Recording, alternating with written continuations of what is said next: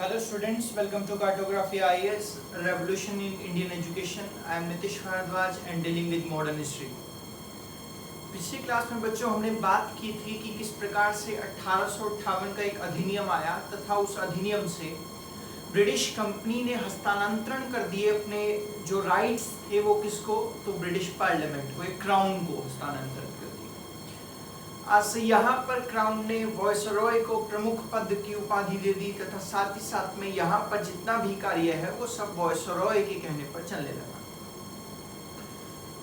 उसके बाद मैंने आप लोगों को बताया होगा कि 1857 में किस प्रकार से हमारे दो प्रमुख लक्ष्यों की वजह से हम 1857 का जो विद्रोह है उसको जस्टिफाई नहीं कर पाए या उसको सफलतापूर्वक नहीं चला पाए। उसमें पहला कारण एक तो राष्ट्रवाद की कमी निकला और दूसरा कारण एक राष्ट्रीय नेता की और मुख्यालयों की कमी निकला।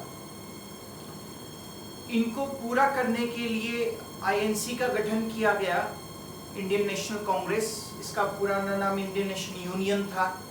ए.ओ. ह्यूम इसके फाउंडर बने। 1885 28 दिसंबर को इसकी पहली मीटिंग हुई। होना तो पुणे में थी खैर, लेकिन मुंबई के में करनी पड़ी क्योंकि वहां पर बीमारी फैल गई थी। यहाँ पर 72 लोग शामिल हुए और इनका प्रमुख उद्देश्य एक ही था कि हमको क्या करना है, तो हमको मुख्यालय चूज करना है, एक नेता चूज करना है तथा पूरे राष्ट्र की समस्याओं को उठाना है। पूरे राष्ट्र की समस्याओं को उठाने के लिए इन्होंने ऐसा समाधान निकाला कि जहां पर भी हमारी सेशन होगा, मीटिंग होगी, वहां का अध्यक्ष नहीं बनेगा, किसी और जगह का अध्यक्ष बनाना है। जैसे बॉम्बे में मीटिंग हो रही है तो मद्रास या फिर कलकत्ता या फिर कहीं और का अध्यक्ष बनेगा, बॉम्बे का नहीं बनेगा। और बहुत सारी बातें मैंने इसके रिलेटेड आपको समझाई थी कि कांग्रेस किस प्रकार से बनी। उसमें से 5-6 मैंने शुरुआत के कांग्रेस के सेशन आप लोगों को गिनवाए थे, जिनमें से क्वेश्चन बन के आ रहे थे आपके सामने। फिर दूसरा मैंने आप लोगों को कुछ महत्वपूर्ण, जैसे कि बंगाल का विभाजन पढ़ाया था। 1905 में बंगाल का विभाजन किस प्रकार से हुआ, 16 अक्टूबर को शोक दिवस हमने क्यों मनाया, उस दिन वंदे मातरम क्यों गाया गया, ये सब मैंने आप लोगों को बंगाल का विभाजन बताया था कि बंगाल का विभाजन बाल गंगाधर तिलक ने किस प्रकार समझा और अन्य उदारवादी नेताओं ने कांग्रेस के किस प्रकार समझा।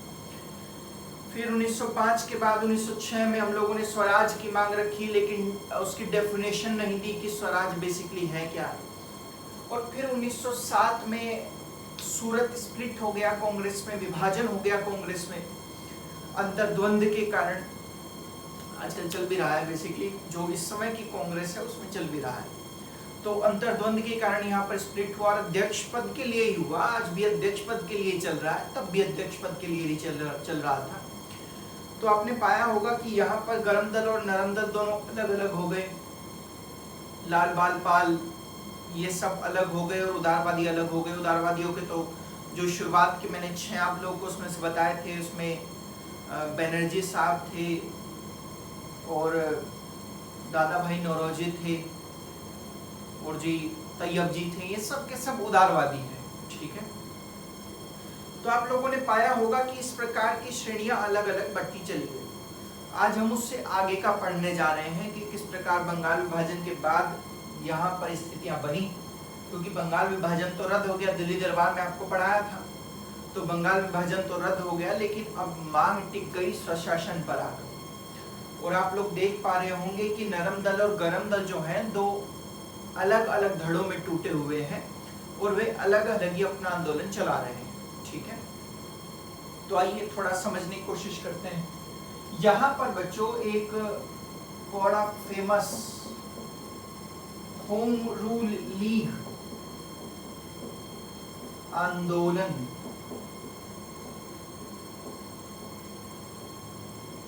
ये बनेगा। अब ये होम रूल लीग आंदोलन था क्या, बेसिकली आपको नाम से पता चल रहा होगा। होम मतलब घर, रूल मतलब शासन, अर्थात अपने घर का शासन, सही। यहाँ पर होम रूल लीग को अगर आपको समझना है तो इसको मैं 2 धड़ों में तोड़कर समझ सकता हूँ। क्यों? पहला धड़ा कौन सा होगा, तो बाल गंगाधर तिलक का होगा, और दूसरा धड़ा कौन सा होगा, तो एनी बेसेंट का होगा, ठीक है। यहाँ पर बाल गंगाधर तिलक और एनी बेसेंट ने दोनों ने अलग अलग क्षेत्रों में होम रूल लीग आंदोलन की शुरुआत की। ये होम रूल लीग आंदोलन का इनको आइडिया कहां पर आया, तो ये आयरिश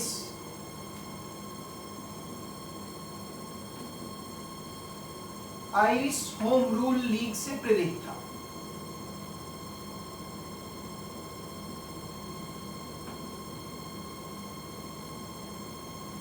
यहां पर ये इससे प्रेरित था, सही। तो यहां पर बाल गंगाधर तिलक ने सोचा क्यों ना ऐसा किया जाए, स्वराज की मांग की जाए, यानी अपने शासन की मांग की जाए, इसलिए होम रूल लीग की स्थापना की जाए, सही। ऐसा ही सेम एनी बेसेंट ने भी सोचा, क्योंकि ये दोनों के दोनों तंग आ चुके हैं ब्रिटिश आक्रांताओं से। ये तंग आ चुके हैं इस ब्रिटिश जो शासन चल रहा है, नीतियां जो बनाई जा रही हैं, ये इससे तंग आ गए थे।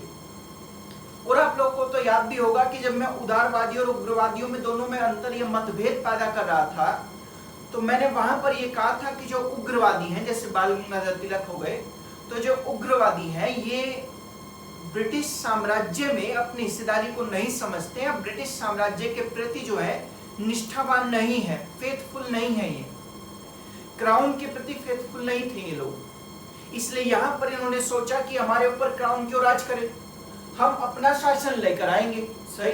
लेकिन इनका भी आइडियोलॉजी ठीक था यहां तक तो, लेकिन कोई रोड मैप तैयार नहीं था कि किस प्रकार से अपना शासन आएगा नहीं आएगा। अगर बाई चांस ये आंदोलन पूरी तरह से सफल हो जाता और अंग्रेज हमारा शासन हमको दे देते, तो रोड मैप कुछ भी तैयार नहीं था कि किस प्रकार से हम लोग आगे के कार्य को चलाएंगे, ठीक है। तो जाहिर सी बात है, आप यहां तक इतना देख ही सकते हैं कि ये पूरा आंदोलन तो सफल होने वाला नहीं है, लेकिन फिर भी ये आंदोलन बहुत हद तक सफलता की ओर बढ़ा। यहां पर अगर मैं तोड़ूं तो इसको दो हिस्सों में तोड़ सकता हूं, मैंने आपको बताया। पहला हिस्सा बाल गंगाधर तिलक का,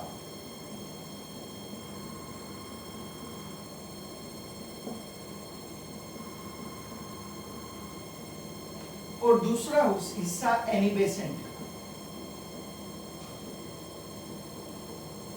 आप जानते हैं ये महात्मा गांधी के साथ बड़े अच्छे से वहां पर भाग लेगी, ठीक है। एनी बेसेंट का नाम आप लोगों ने सुना भी होगा काफी बार।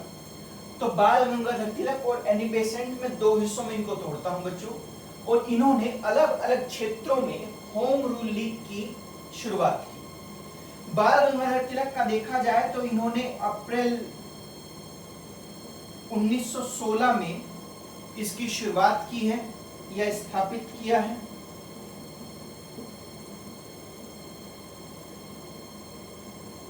स्थापित किया, सही। यहां पर अप्रैल 1916 में बाल गंगाधर तिलक ने होम रूल लीग की स्थापना की, तथा अगर एनी बेसेंट का देखा जाए तो एनी बेसेंट ने बच्चों सितंबर 1916 में होम रूल लीग की स्थापना की।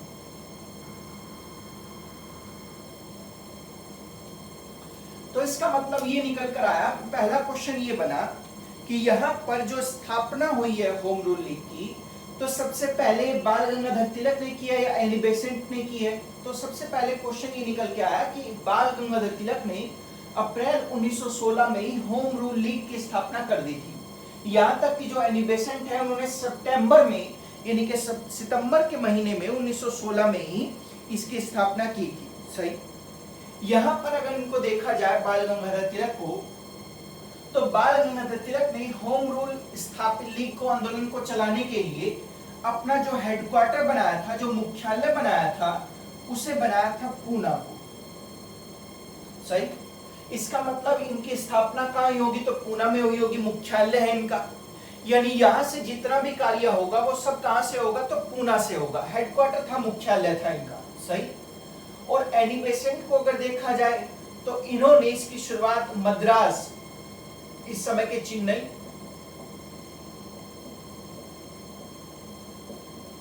यहां से की।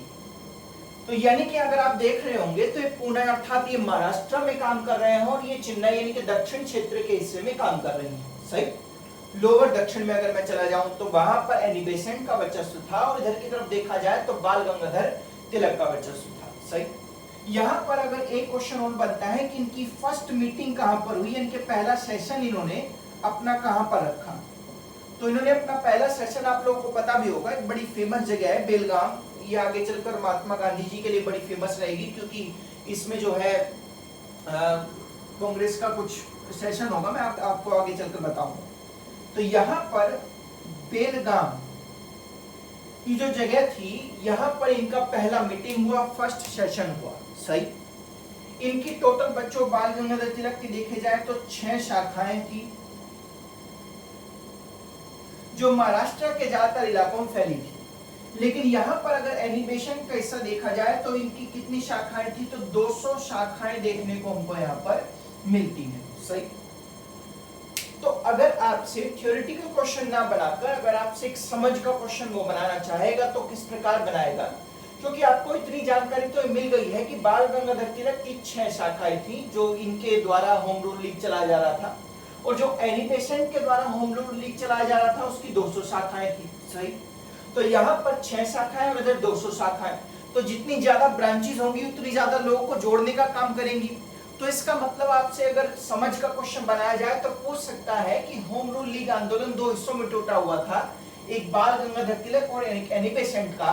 तो जो आंदोलन था ये बड़ा किसमें था, तो आप लोग पाओगे कि बड़ा आंदोलन, शाखाएं ज्यादा एनी बेसेंट की हैं, परंतु आधार किसका ज्यादा मजबूत था, तो बाल गंगाधर तिलक का मजबूत था। एक तो क्यों आधार ज्यादा मजबूत था बाल गंगाधर तिलक का, एक तो ये था कि बाल गंगाधर तिलक जो है वो महाराष्ट्र के ही थे और यहीं पर ही अपने इस आंदोलन की शुरुआत कर रहे थे।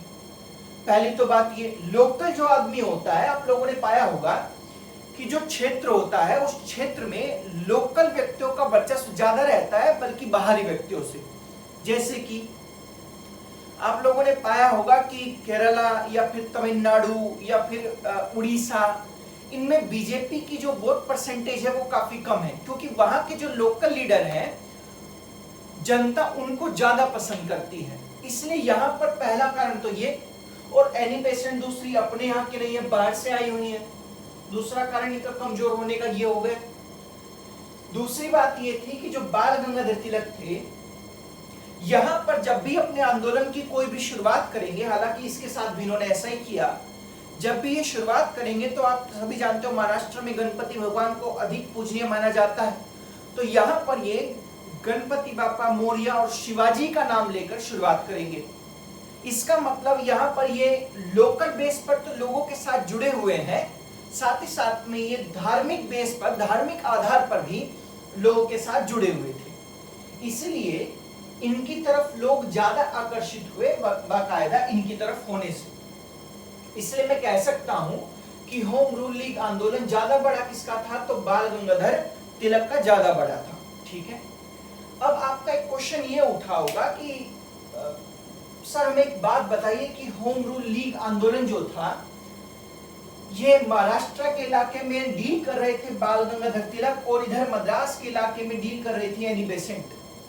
तो इसका मतलब ये निकला कि दोनों अलग अलग इलाकों से यहां पर इसको डील कर रहे हैं। सही। आपके मन में क्वेश्चन आया होगा, मेरी ऐसी भावना है, नहीं आया होगा तो मैं बना देता हूं, सुन लो। तो आप कह रहे होंगे कि जब ये अलग अलग डीलिंग हो रही थी इनमें, तो इसका मतलब ये निकला सिंपल सा बिल्कुल कि बाल गंगाधर तिलक महाराष्ट्र में अलग आंदोलन चला रहे हैं, अलग थॉट के, अलग विचारधाराओं के हैं। एनी बेसेंट एक अलग आंदोलन चला रहे हैं, मद्रास में एक अलग विचारधारा के हैं। अगर ये दोनों साथ मिलकर चलाते तो उस समय की कंडीशन ज्यादा बढ़िया होती, उस समय लोग ज्यादा इनसे जुड़ पाते होम रूल लीग से। सही। तो सुनिए जरा, यहाँ पर बाल गंगाधर तिलक और एनी बेसेंट दोनों अलग अलग आंदोलन चला रहे थे।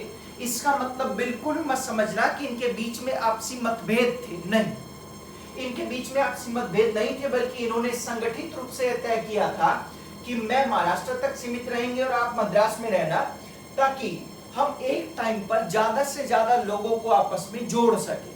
सही। यानी यहाँ पर महाराष्ट्र में जोड़ने का काम कौन करेंगे, तो बाल गंगाधर तिलक करेंगे, और इधर जोड़ने का काम कौन करेंगी, तो एनी बेसेंट करेंगे। ठीक है। ये तो था होम रूल लीग आंदोलन की शुरुआत किस प्रकार हुई तथा इसका मुख्य उद्देश्य क्या था। मुख्य उद्देश्य तो नाम से आपको झलक रहा होगा, होम रूल और लीग नाम रखा है तो इनको अपना शासन चाहिए था। सही। तो यहां पर इस प्रकार से ये सारा कार्यक्रम चला।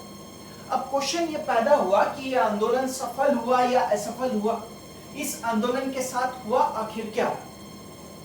तो आप सभी जानते हो कि बड़ा दल कौन सा है यहाँ पर, तो बाल गंगाधर तिलक का बड़ा दल।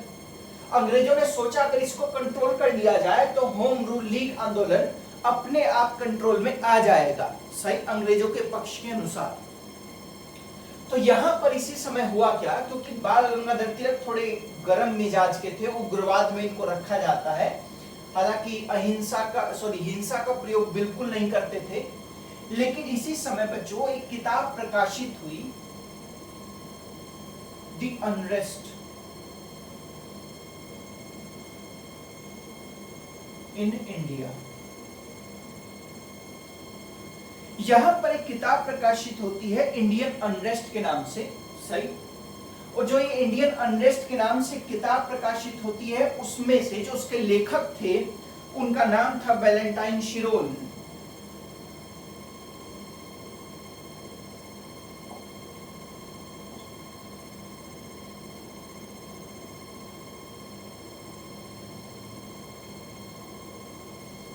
इसमें अपनी पुस्तक में इसने अनरेस्ट इंडिया में इसने लिखा कि Bal Gangadhar Tilak was the father of Indian unrest, अर्थात जो बाल गंगाधर तिलक है वो भारत में उग्रवाद के या विद्रोह के जनक है, सही। अब भैया इनको उग्रवाद का अर्थात हिंसा का जनक बता दिया। अब ये पेशे से वकील हैं, ऊपर से गुस्सैल हैं, तो ये बदला लेने जाएंगे। ये भाई साहब वहीं पहुंच गए लंदन, और जाकर इन्होंने वहां की कोर्ट में इस लेखक के खिलाफ क्या कर दिया, तो मुकदमा कर दिया। अब जब ये यानी कि जो मुख्य कर्ता धर्ता है इस आंदोलन के, इस लीग के, यही यहां पर उपलब्ध नहीं है, तो इसका मतलब ये निकला कि ये आंदोलन अपने आप तितर बितर हो जाएगा।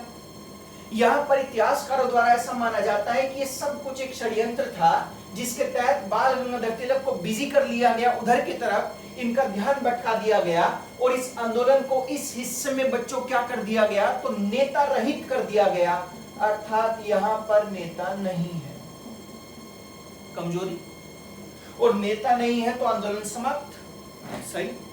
यहां पर अगर आप देखोगे तो एनी बेसेंट का हिस्सा है, और इसके बाद जैसे ही बाल गंगाधर तिलक कमजोर हुए तो एनी बेसेंट को गिरफ्तार कर लिया गया।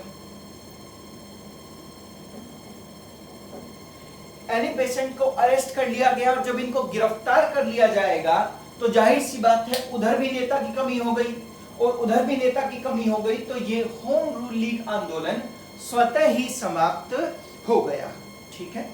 हालांकि आगे भी चलता रहा ये, मैं आपको बताऊंगा कि किस प्रकार से 1919 में एक अधिनियम आया, और उस अधिनियम के तहत किस प्रकार से यहाँ पर बातें की गई थी, और उसको अधिनियम को मैं इस आंदोलन से जोड़ने की कोशिश भी करूंगा। हालांकि आप लोग पहले देखिए, अप्रैल 1920 में गांधी जी को बहुत बार कह चुके थे हम लोग, क्योंकि 9 जनवरी 1915 में गांधी जी जो है अफ्रीका से भारत वापस आ गए थे, और जब वे भारत वापस आए थे तो उसके बाद उन्होंने चंपारण, अहमदाबाद और खेड़ा जैसे आंदोलनों को अपना साथ दिया। तब से यहाँ पर होम रूल लीग जब चल रहा था तो हम लोग ये सब लोग गांधी जी से गुजारिश कर रहे थे कि आप होम रूल लीग के मेंबर बन जाइए, सदस्य बन जाइए, अध्यक्ष मत बनिए, सदस्य बन जाइए मात्र, क्योंकि इससे पहले कांग्रेस भी यहाँ पर कह चुकी थी उनको कि आप अध्यक्ष पद पर बैठिए, लेकिन गांधी जी जो है अध्यक्ष पद पर बैठने के लिए तैयार नहीं थे, ना ही इसके और ना ही कांग्रेस के, सही। तो यहाँ पर अप्रैल 1920 में जो है Gandhi ji home rule league के सदस्य बन गए, मेंबर बन गए, ठीक है। तथा मेंबर बनने के बाद अक्टूबर 1920 को गांधी जी ने क्या काम किया, इस होम रूल लीग का नाम बदलकर स्वराज सभा कर दिया, सही। तो यहां पर अप्रैल 1920 को गांधी जी जो है इसके अध्यक्ष पद पर बैठे या मेंबर बने, तथा अक्टूबर 1920 में इन्होंने नाम बदलकर होम रूल लीग का क्या कर दिया, स्वराज सभा कर दिया, ठीक है जी। ये पूरा का पूरा आपने देखा कि होम रूल लीग किस प्रकार से कार्य कर रहा था।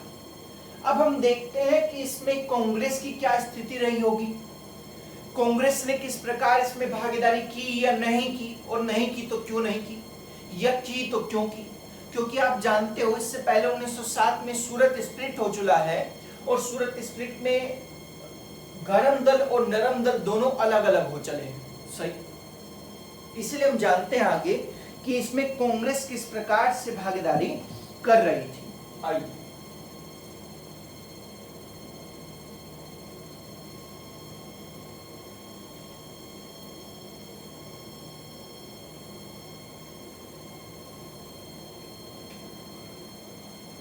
अब आप लोग सभी जानते हो कि कांग्रेस का सेशन होता है, और मैंने आप लोगों को कहा था कि ज्यादातर जो सेशन होंगे वो अक्टूबर महीने में होंगे, सही।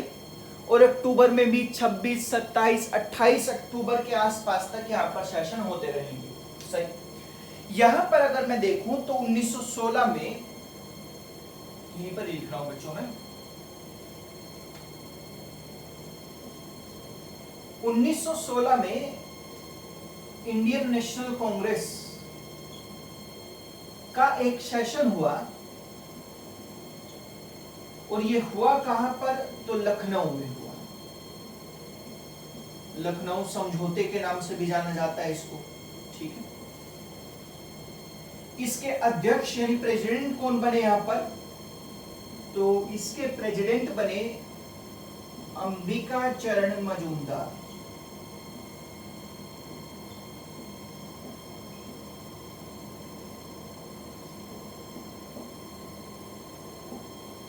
यहां पर इसके प्रेसिडेंट बने अंबिका चरण मजूमदार। 1916 में आईएनसी का सेशन हुआ लखनऊ में, सही। अब यहां पर आप लोगों के लिए महत्वपूर्ण ये है, ये तो सारे थ्योरेटिकल क्वेश्चन बनते हैं कि कब हुआ, तो 1916 में हुआ, कहां हुआ, तो लखनऊ में हुआ, अध्यक्ष बना तो अंबिका चरण मजूमदार बना। लेकिन मेरा ये मानना है कि सबसे महत्वपूर्ण ये है कि रिजल्ट क्या निकला, अर्थात ये जो मीटिंग कर रहे हैं इनका परिणाम क्या निकला। तो अगर मैं परिणाम को देखूं तो इनकी मुख्यतः दो बातें यहां पर आप लोगों को देखने को मिल सकती हैं। पहला, यहां पर नरम दल और गरम दल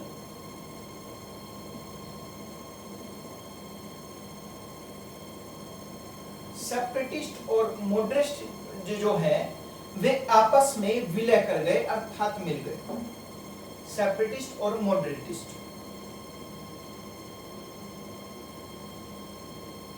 सही।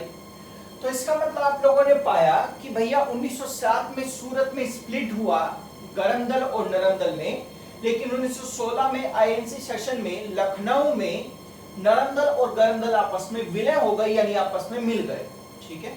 उसी के आसपास आप देख रहे हो 1916 में होम रूल लीग आंदोलन चल रहा है, वहां पर जो एनी बेसेंट को छुड़वाया गया है तो वो आईएनसी द्वारा, नीको कांग्रेस द्वारा छुड़वाया गया है। यहां पर द्वितीय क्या हुआ, तो इसको हम बेसिकली लखनऊ समझौते के नाम से जानते हैं।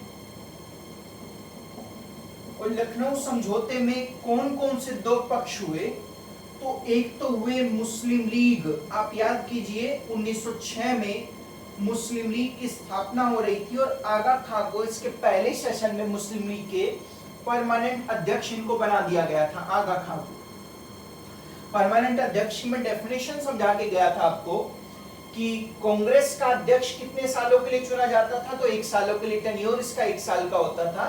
परंतु मुस्लिम लीग में यह व्यवस्था की गई थी कि जो इसका परमानेंट अध्यक्ष होगा वो जब तक जीवित रहेगा तब तक इसका अध्यक्ष बना रहेगा।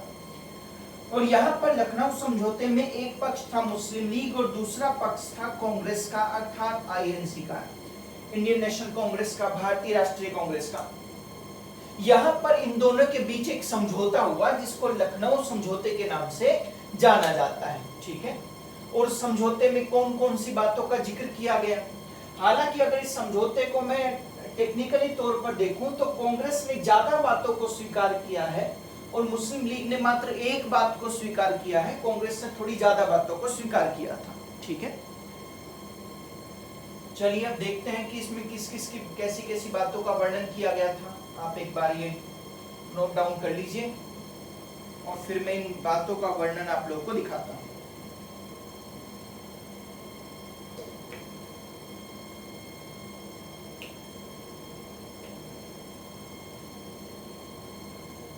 चलिए बच्चों, होप सो आपने उतार लिया होगा, नोट डाउन कर लिया होगा। मैं इस आईएनसी सेशन की बात कर रहा हूं, लेकिन जो लखनऊ समझौता हुआ कांग्रेस और मुस्लिम लीग में, अब हम उसकी बात कर रहे हैं, ठीक है।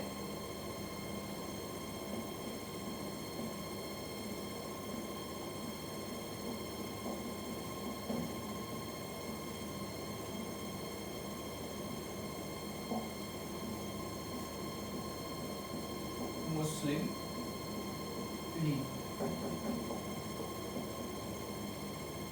यहां पर आप लोग याद कीजिए कि मुस्लिम लीग ने डिमांड क्या की थी, या आगा खान ने डिमांड क्या की थी कि मुसलमानों को पृथक निर्वाचन दिया जाए। यहां पर लखनऊ समझौते में कांग्रेस ने क्या स्वीकार किया, तो मुस्लिम लीग की इस मांग को कांग्रेस ने भी स्वीकार कर लिया, ठीक है जी। क्या मांग थी कि मुस्लिम्स के लिए पृथक निर्वाचन, पहला, इस मांग को स्वीकार किया गया, सही। अब इसके इतर अगर मैं देखूं, अगर एक मांग कांग्रेस ने स्वीकार की है तो दूसरी मांग मुस्लिम लीग को भी स्वीकार करनी चाहिए थी। तो यहां पर मुस्लिम लीग ने क्या स्वीकार किया, मुस्लिम लीग ने कहा कि जो प्रांतीय शासन है, जो शासन है, उसमें कांग्रेस की सत्ता को स्वीकार करने की बात कही।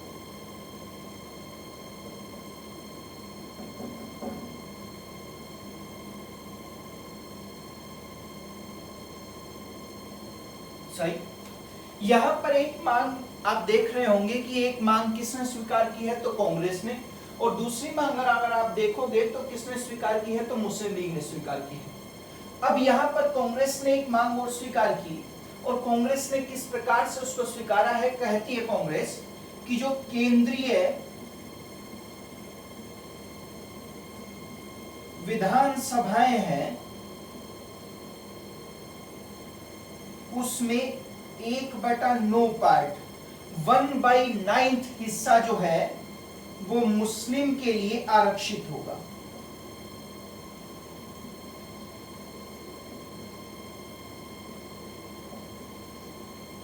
सही। साथ ही साथ में कुछ जगहों पर मुसलमानों के लिए अलग से सीट आरक्षित कर दी गई।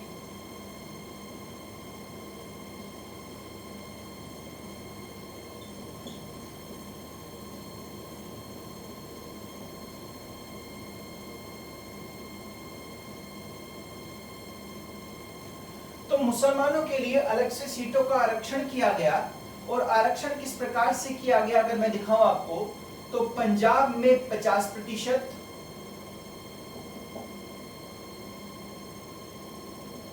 बंगाल में 40%, ये बंगाल अब पूरा आप लोग को पता होगा 1911 में इसको रद्द कर दिया गया था। तो आज से ईस्ट एंड वेस्ट में मुझे कहने की आवश्यकता नहीं है, मैं बंगाल जब कहता हूं तो उसमें बांग्लादेश आज का और पश्चिम बंगाल भी इन्वॉल्व हो जाता है, ठीक है।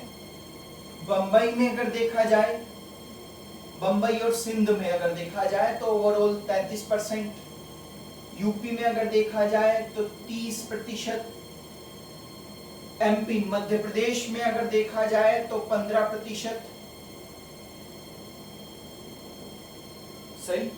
यहां पर पंजाब में 50, बंगाल में 40, बंबई में 33, यूपी में 30, ये प्रांतीय हैं सब।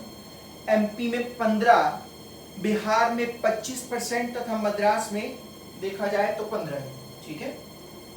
बिहार में 25। यहां पर इतनी सीटों को मुसलमानों के लिए आरक्षित कर दिया गया था। सही। तो ये लखनऊ समझौते के रूप में निकल कर आया, और लखनऊ समझौते में कांग्रेस ने इन बातों को स्वीकार किया तथा मुस्लिम लीग ने इस बात को स्वीकार कर लिया था। सही। यहां पर अगर आप देखोगे तो इसी को ही क्या कहा जाता है बच्चों, तो इसी को ही लखनऊ समझौते के नाम से हम लोग जानते हैं।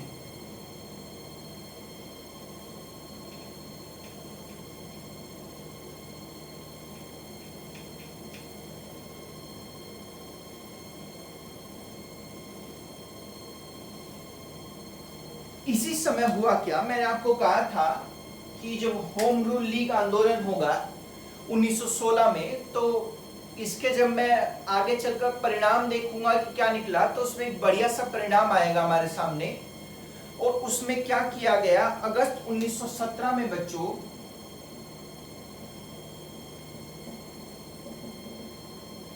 एक घोषणा आई हमारे सामने निकलकर। और ये अगस्त 1917 में जो घोषणा आई, मैं इसको मान सकता हूं कि इसमें कुछ ना कुछ इफेक्ट होम रूल लीग आंदोलन का रहा था, सही। और इसी घोषणा को हम मॉन्टेग्यू की घोषणा कहते हैं।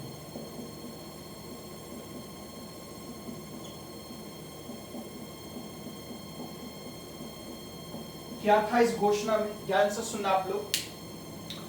इस घोषणा पत्र में बताया गया था कि किस प्रकार से हमको अपने स्वशासन में किस प्रकार से भागीदारी करनी है तथा आगे क्या काम करना है। यहां पर यह घोषणा पत्र पढ़ते हुए कहता है कि जो सम्राट है, सम्राट के अधीन जो भारत है, उसमें मांग उठ रही है अपने यहाँ पर स्वशासन की। होम रूल लीग याद कीजिए आप, स्वशासन की मांग उठ रही है तथा यह सम्राट के द्वारा, वायसरॉय के द्वारा कहा गया है कि ये एक चरण का कार्य नहीं है, इसमें अनेक चरणों से आपको गुजरना पड़ेगा तथा यह एक दिन का भी कार्य नहीं है, इसमें बहुत दिन लगने वाले हैं। इसलिए हम चरणबद्ध तरीके से आपके यहाँ पर, ये घोषणा पत्र में सब चल रहा है, आपके यहाँ पर स्वशासी संस्थाओं की स्थापना करेंगे। इसका मतलब इस मोटे मोटे से घोषणा पत्र में अगर मैं देखूं तो क्या था, तो स्वशासी संस्थाओं की स्थापना। स्वशासी मतलब अपना शासन वाली संस्थाएं, ऑर्गेनाइजेशन, इनको यहां पर इस्टेब्लिश करना था। इस घोषणा पत्र में ऐसा कहा गया था, सही। अब भैया कुछ तो चलो कहा गया है हमारे लिए, है ना, लेकिन यहां पर इसमें भी कांग्रेस ने कहा कि हम इसको अस्वीकार करते हैं क्योंकि इसमें कोई टाइम लिमिट नहीं दी गई है हमको। यहां पर यह नहीं बताया गया है कि जो आप चरणबद्ध तरीके से इसको रखोगे, इसके कितने चरण होंगे, क्या टाइमिंग होगी इसकी, इसमें हमें कुछ भी दिखाई नहीं देता। ऐसा कहना था कांग्रेस का, आईएनसी का। और क्योंकि मैं अब आपको गरम दल इसलिए नहीं बता रहा क्योंकि 1916 में लखनऊ में नरम दल, गरम दल और मुस्लिम लीग दोनों कैसे हो गए हैं, आपस में समझौते वाले हो गए हैं, इसलिए मैं उनको अलग से डिफाइन नहीं कर रहा। जब यहां पर मैं कांग्रेस कहूंगा तो इसका मतलब आप समझ जाना कि ओवरऑल सबकी यही भावना या यही डिमांड रखी गई होगी, सही। अब इसी समय हुआ क्या, यहां पर एक रिपोर्ट आई जुलाई 1918 में, और ये रिपोर्ट आपके लिए बड़ी महत्वपूर्ण है, हालांकि लागू 1919 में होगी। तो जुलाई 1918 में एक रिपोर्ट आई और इस रिपोर्ट में मॉन्टेग्यू और चेम्सफोर्ड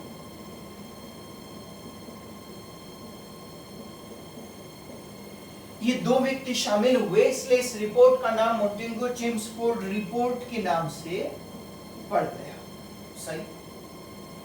यहां पर इस रिपोर्ट में किस प्रकार से समझाया गया था, तो मैं आपको समझा देता हूं थोड़ा सा। यहां पर इस रिपोर्ट में कहा गया कि आज से शासन जो है बेसिकली दो तरीकों से चलेगा। कार्यपालिका, खास तौर पर आप अपने संविधान में पढ़ते होंगे कि हमारे यहाँ पर संविधान में, इस समय के कॉन्स्टिट्यूशन ऑफ इंडिया में डिस्ट्रीब्यूशन ऑफ पावर है, और किस प्रकार से डिस्ट्रीब्यूशन है उनका, तो आप लोग जानते होंगे। कार्यपालिका, एक व्यवस्थापिका और एक न्यायपालिका है। कार्यपालिका को यहाँ पर एग्जीक्यूटिव का काम दिया गया है, जितने भी नियम कानून बनाए हैं उनको एग्जीक्यूट करना है सोसाइटी में। व्यवस्थापिका को नियम कानून बनाने हैं, और न्यायपालिका को संविधान का उल्लंघन करने पर दंड देना है, और साथ ही साथ में संविधान की व्याख्या करनी है। ये सब काम अलग अलग डिस्ट्रीब्यूट किए गए हैं हमारे यहाँ पर। इसी प्रकार से यहाँ पर भी हो रहा था, क्योंकि स्वशासी संस्थाएं अगर आपको बनानी है तो कार्यों का डिस्ट्रीब्यूशन अति महत्वपूर्ण होगा, सही। और यहाँ पर जैसे आप लोग याद कीजिए बंगाल में द्वैध शासन आया था, उसी प्रकार से यहाँ पर भी कार्यपालिका में द्वैध शासन की स्थापना कर दी गई है। और वो किस प्रकार से की गई है द्वैध शासन की स्थापना, ये जो मैं आपको रिपोर्ट पढ़ा रहा हूं बच्चों, ये 1919 का जो एक्ट बन जाएगा वो भारतीय अधिनियम का, जो संविधान अधिनियम का है, उसमें एक बड़ी महत्वपूर्ण भूमिका निभाएगा, ठीक है।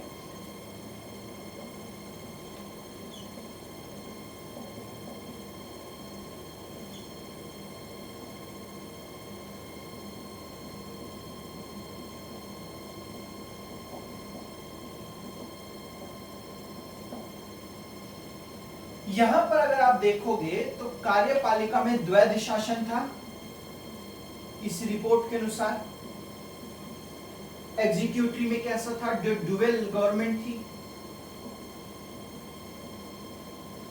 वहां पर अगर आप बंगाल में देखोगे तो निजामत और दीवानी दो द्वैध अलग अलग थे, लेकिन यहां पर ऐसा नहीं था। यहां पर अगर आप देखोगे तो सारी सत्ता गवर्नर के अधीन थी और गवर्नर ही यहां पर कार्यरत था। इधर भी अगर आप देखोगे तो गवर्नर, यहां पर अगर आप देखोगे तो गवर्नर प्लस उसके कार्यकारिणी सदस्य ये सरकार चलाएंगे। इधर अगर आप देखोगे तो गवर्नर प्लस मंत्रीगण सरकार चलाएंगे। ठीक है, यहां पर इनको क्षेत्रों का भी बंटवारा किया गया था। जैसे कि आपके संविधान में भी कुछ सूचियां हैं, 3 प्रकार की मुख्य सूचियां आपके यहां पर, जैसे कि संघ सूची है, यूनियन लिस्ट है, स्टेट लिस्ट है, राज्य सूची और कॉन्करेंट अर्थात दोनों जिसमें हिस्सेदारी कर सकते हैं, कॉन्करेंट लिस्ट है।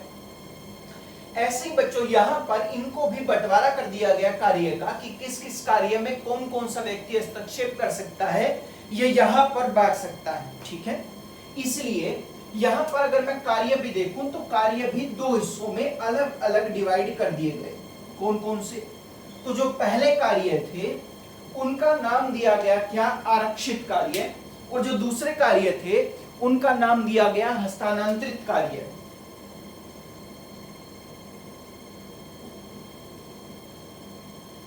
आरक्षित कार्य और हस्तांतरित कार्य।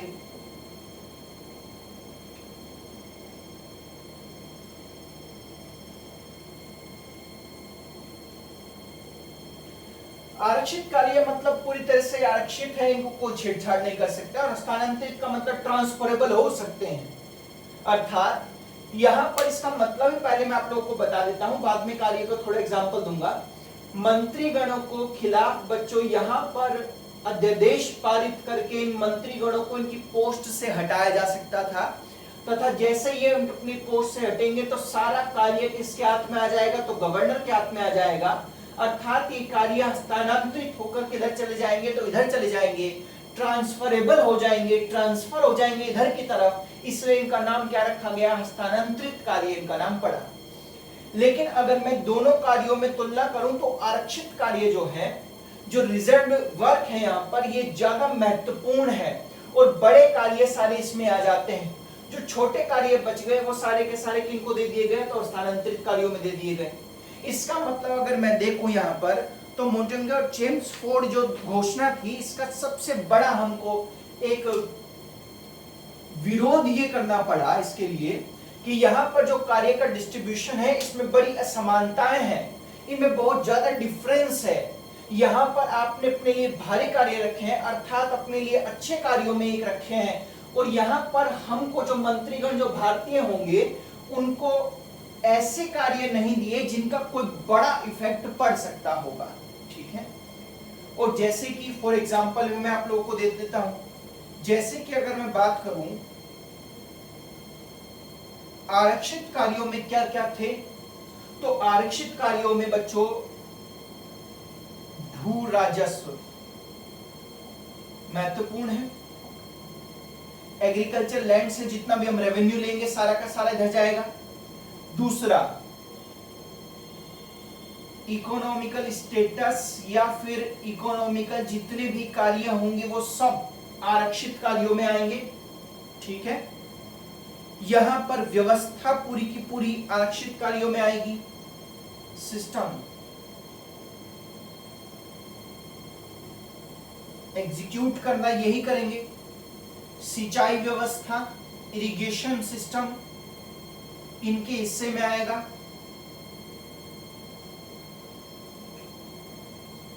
साथ ही साथ में बड़ा महत्वपूर्ण खनिज संसाधन, और हम तो शुरुआत से कहते हुए आ रहे हैं कि अंग्रेज हमारे संसाधनों का दोहन कर रहे हैं। हमारे संसाधनों को फर्स्ट वर्ल्ड वॉर में पूरी तरह से दोहन कर दिया गया, इनका बुरी तरह से इनको खराब कर दिया गया, और यहाँ पर जब 1919 में मोंटेग्यू चेम्सफोर्ड रिपोर्ट आई या 1919 का अधिनियम जब बना, तो इसमें भी खनिज संसाधनों को अपने हिस्से में इन्होंने रखा है, ठीक है। लेकिन अगर मैं यहां पर देखूं तो यहां पर क्या आएगा? स्वास्थ्य, शिक्षा, कृषि। अब आप देखिए, ध्यान से सुनिए, यहां पर आप मुझे कहोगे कि कृषि तो एक बड़ा डिपार्टमेंट है, लेकिन अगर आप देखोगे तो सिंचाई इन्होंने अपने पास रखी है, और बिना सिंचाई के कृषि व्यवस्था ऐसा है मानो बिना आत्मा के शरीर होगा, सही। तो यहां पर ये अगर आप देख रहे होंगे, स्थानीय प्रशासन, उद्योग धंधे भी खैर स्थानांतरित में थे, जो वहां का लोकल एडमिनिस्ट्रेशन होगा वो इनके हिसाब से चलता था।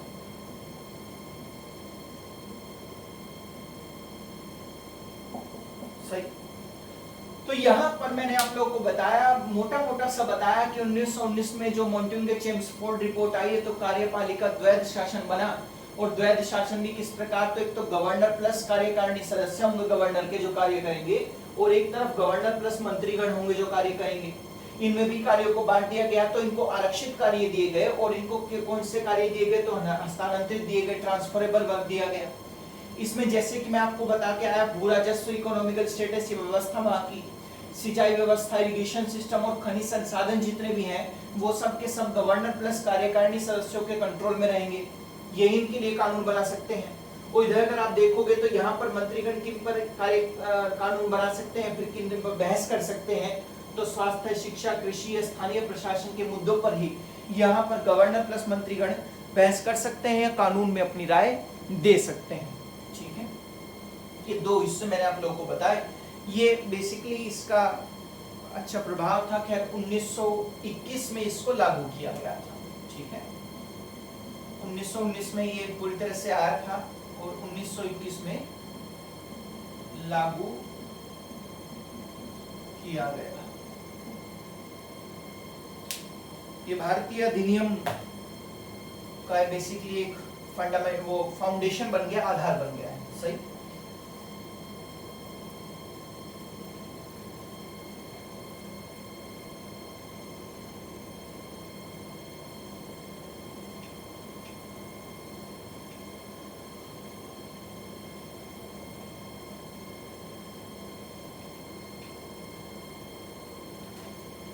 देखिए बच्चों, अब यहाँ पर अगर आप देख पा रहे होंगे तो इस बीच में चल रहा हूँ 1916, 1917, 1919, 1921 तक मैं पहुंच चुका हूँ। इसी बीच अगर आप देखोगे तो गांधी जी यहाँ पर आ चुके हैं, और गांधी का अभ्युदय पढ़ा रहा हूं मैं कि किस प्रकार यहाँ पर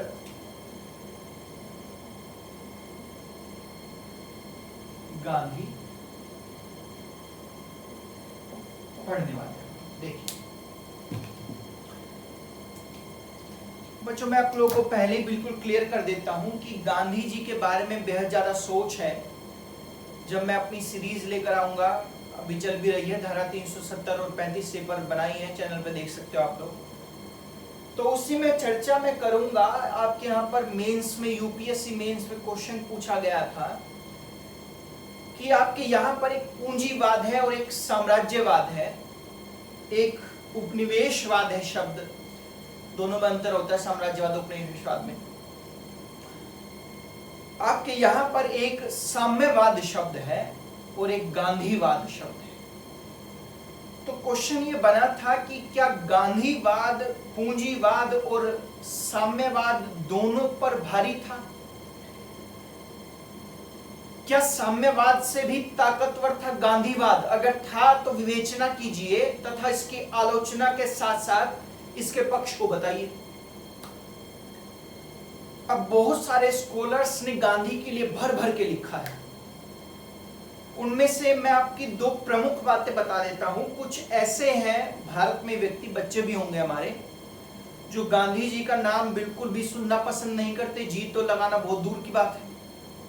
वहां भगत सिंह और गांधी जी के चर्चे आ जाते हैं कुछ। और दूसरी बात यह है कि जो गांधी हैं, कुछ ऐसे हैं जो उनको महात्मा मान बैठते हैं। ख्याल मेरा भी महात्मा उद्देश्य नहीं है, क्योंकि महात्मा जब कोई किसी को कहते हैं हम लोग, तो हम सामने वाले व्यक्ति के साथ जस्टिफाई नहीं कर पाते। क्योंकि अगर मैं गांधी को महात्मा कहूंगा तो उनके चरित्र को मैं बड़े ध्यान से देखूंगा, और जैसे ही उनका व्यक्तित्व चरित्र जरा सा भी ऊपर नीचे हुआ तो मेरे मन में उनके लिए एक शंका पैदा हो जाएगी। इसलिए महात्मा नहीं, क्योंकि पॉलिटिकल लाइफ में थे, इसलिए वैसे ही उन चीज को पढ़ने की कोशिश करेंगे। तो यहां पर आप लोगों को जब भी इतिहास पढ़ना हो बच्चों, तो एक बात याद रखना कि इतिहास पढ़ते हुए अपने मन में कभी भी किसी के लिए शंका पैदा मत करना। आप इतिहास को एक बैलेंस वे में अगर पढ़ोगे कि हर आदमी को उनको इतिहास के नजरिए से पढ़ना है, चाहे वो अशोक हो या फिर अकबर हो या फिर बाबर हो या फिर कोई भी व्यक्ति हो, तो हमको यहाँ पर इतिहास को एक मैनर्ड वे में पढ़ना होता है। ऐसे ही गांधी और साथ में नेहरू और भगत सिंह को अगर मैं देखूं तो इनमें भी आपको एक मैनर्ड वे में पढ़ना है। इसमें आप लोगों को कोई छीटाकशी नहीं करनी है कि ये हो क्या रहा था क्या नहीं हो रहा था, ठीक है। जो फैक्ट है वो मैं आपको बताने की कोशिश करूंगा। खैर छोड़िए, आइए देखिए यहाँ पर गांधी जी का जन्म आप सभी जानते हो गुजरात में हुआ। कब नहीं हुआ, 2 अक्टूबर को हुआ। आप लोग इसको बड़े धूमधाम से मनाते भी होंगे। खैर गांधी जी के जो पिताजी थे वो दीवान का कार्य किया करते थे, इसलिए इनके पिताजी ने इनको बैरिस्टर बनने के लिए भेज दिया। जब ये बैरिस्टरी करके वापस लौटे यहाँ पर, तो इन्होंने गुजरात में ही अपनी ट्रेनिंग को शुरुआत की, क्योंकि वहीं पर इन्होंने देखा कि मैं यहाँ पर घर के पास रहकर अच्छे से अपनी ट्रेनिंग को कर पाऊंगा तथा वकालत की जो डिग्री मुझे मिली है, इस वकालत की डिग्री को ढंग से प्रयोग कर पाऊंगा। लेकिन शुरुआती दौर में गांधी जी के पास कोई भी ग्राहक नहीं आया, अर्थात इनके पास कोई भी फरियादी नहीं आया जो इन्हें अपना वकील बनाकर केस में इनकी हिस्सेदारी ले सके। उसी समय हुआ क्या, यहां पर एक व्यक्ति आया जिनका नाम था दादा अब्दुल्ला।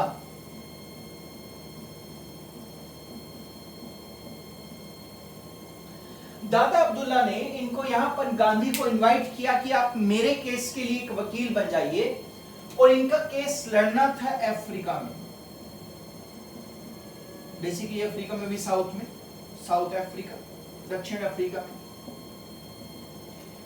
तो यहां पर ये अपना केस लड़ने के लिए अफ्रीका से गांधी जी पहुंचे अफ्रीका में।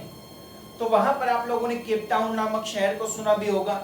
मैंने पढ़ाया भी था जब मैं पुर्तगाल की तरफ जा रहा था, पुर्तगालियों से जब मैं भारत आ रहा था तब मैंने आपको बताया भी होगा।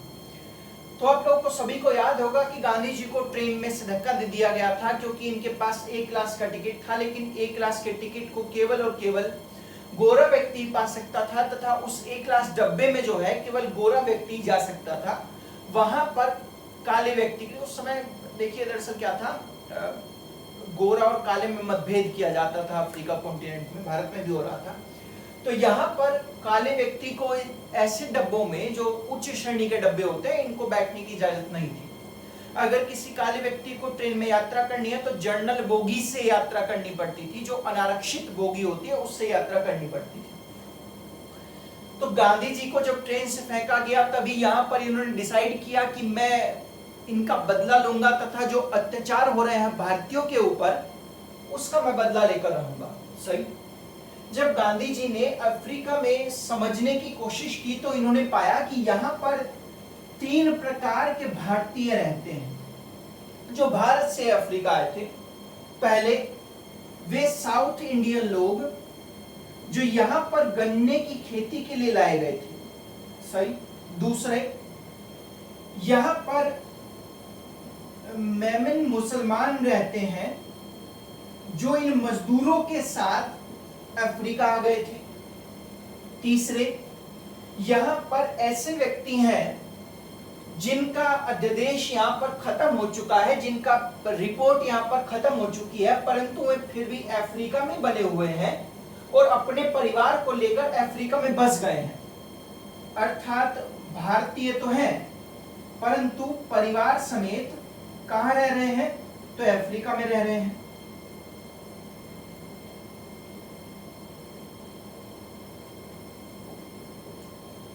तो यहां पर 3 प्रकार के भारतीय हैं और अंग्रेज इनके ऊपर इतना अत्याचार करते हैं कि इनको सार्वजनिक फुटपाथ पर चलने की इजाजत नहीं है।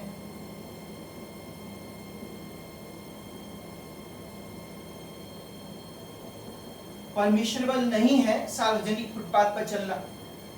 रात को 9 बजे के बाद आप सड़क पर नहीं निकल सकते हैं। यहाँ पर इस बात की इजाजत भी नहीं दी गई। कुछ विशेष स्थानों में इनको रखा जाता था और ये विशेष स्थान इतने गंदगी से भरे हुए होते थे, कंजस्टेड होते थे बेहद ही ज्यादा, और साथ ही साथ में जो प्राइमरी सुविधाएं हैं जैसे कि टॉयलेट हो गया, वो भी इनको उपलब्ध नहीं कराया जाता था। गांधी जी ने कहा कि मैं इस बात का बदला लूंगा।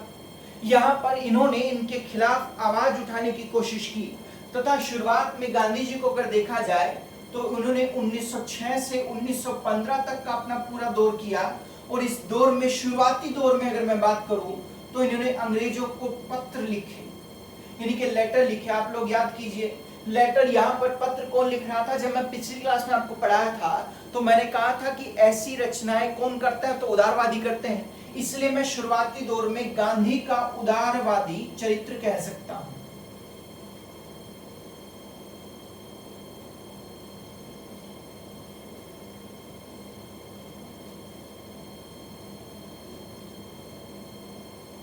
सही। तो यहां पर गांधी ने पत्र लिखे, गांधी का उदारवादी चरित्र सामने आया, तथा यहां पर गांधी ने आगे चलकर नेटल भारतीय कांग्रेस की स्थापना कर दी। अफ्रीका में हो रहा है सब कुछ, अब इंडिया नहीं आ रहा है। नेटल भारतीय कांग्रेस, ठीक है। यहां पर गांधी के द्वारा पत्र लिखे गए अंग्रेजों को कि आप जो अत्याचार कर रहे हैं इसको बंद कर दीजिए, ये मानवता के खिलाफ है। और गांधी ने आगे चलकर नेटल भारतीय कांग्रेस की स्थापना की तथा अपना एक पत्र भी प्रकाशित किया जिसका नाम है इंडियन ओपिनियन।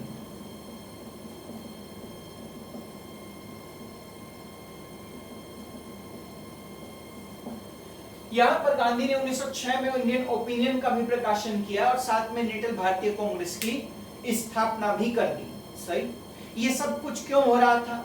तो उदारवादी चरित्र में गांधी को दिखाई दे रहा था कि अगर मैं इन लोगों की दशा को सुधार पाया तो आगे चलकर यहाँ पर हर मुश्किल का सामना कर सकता हूं। इसलिए यहाँ पर गांधी ने शुरुआत में उदारवादी चरित्र को रखते हुए अंग्रेजों के सामने अपनी मांगों को रखना शुरू किया। ठीक है। दूसरा अगर विरोध में इनका देखूं तो यहाँ पर प्रमाण पत्र के लिए एक विरोध उत्पन्न हुआ। तो देखिए यहां से क्वेश्चन क्या बन सकते थे कि गांधी ने कांग्रेस की स्थापना की थी अफ्रीका में, उसका क्या नाम था? तो नेटल कांग्रेस था। दूसरा ये किस केस के लड़ने के लिए गए थे? तो दादा अब्दुल्ला के केस के लिए लड़ने के लिए गए थे, कुछ जमीन का केस था। ठीक है। दूसरा अगर मैं चरण देखूं तो 3 चरणों में खैर तोड़ के पढ़ा रहा हूं मैं आप लोगों को। दूसरा अगर मैं चरण देखूं इनका तो पंजीकरण प्रमाण पत्र का चरण मिलता है मुझे यहां पर।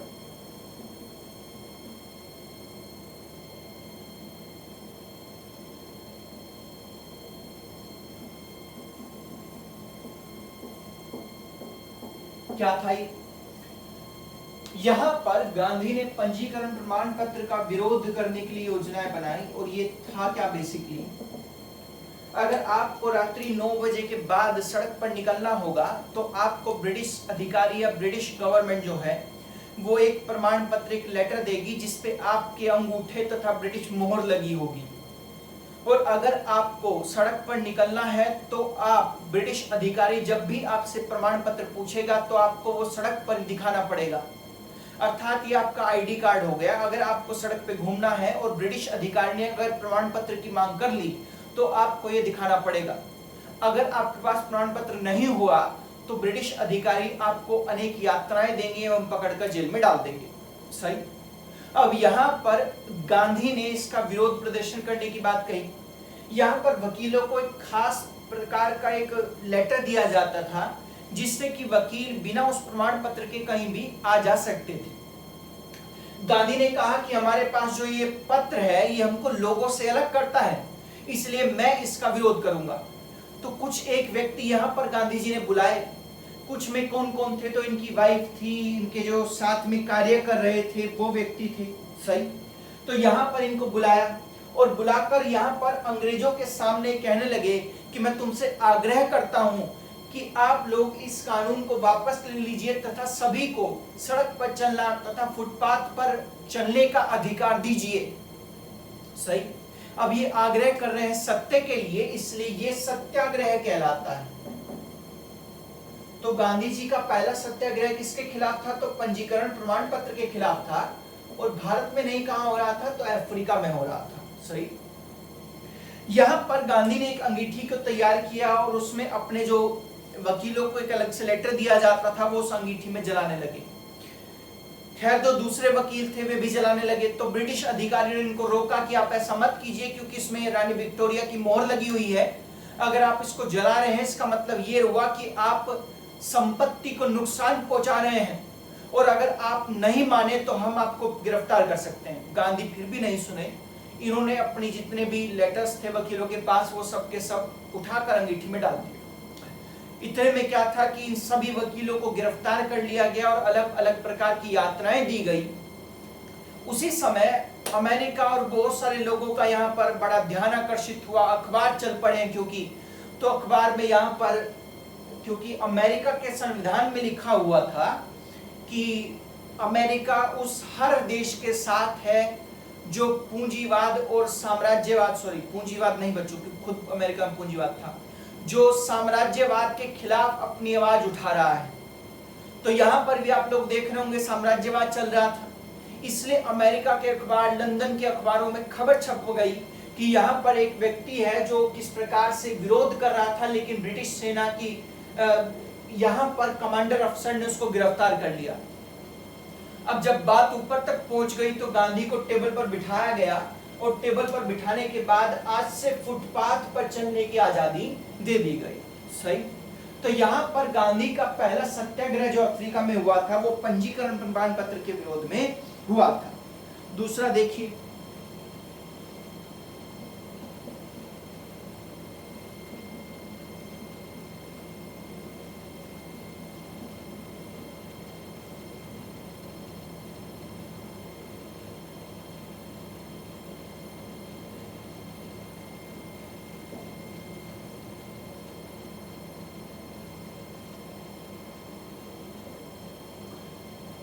यहां पर ये क्या कहा गया था, इसमें ये नाम है पोल टैक्स और विवाह संबंधी कानून। बेसिकली पोल टैक्स जो है गवर्नमेंट के द्वारा लगाया गया, इसलिए हैश करके मैंने लिखा है, उब्लिक करके लिखा है कि विवाह संबंधी कानून बेसिकली कोर्ट द्वारा कहे गए।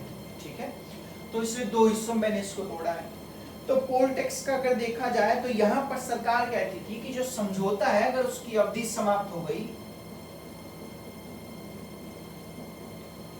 अगर उसका टेन्योर समाप्त हुआ तो आप लोगों को 10 पौंड हर्जाने के रूप में देने पड़ेंगे। अब 10 पौंड हर्जाने के रूप में कौन देगा? तो भारतीय देंगे।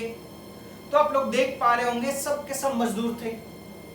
तो यहां पर मजदूरों की जो मिनिमम इनकम थी वो 10 शिलिंग के आसपास थी, और ये 10 पौंड मांग रहे हैं, जो लगभग उन मजदूरों की 3 से 4 महीने की इनकम होगी।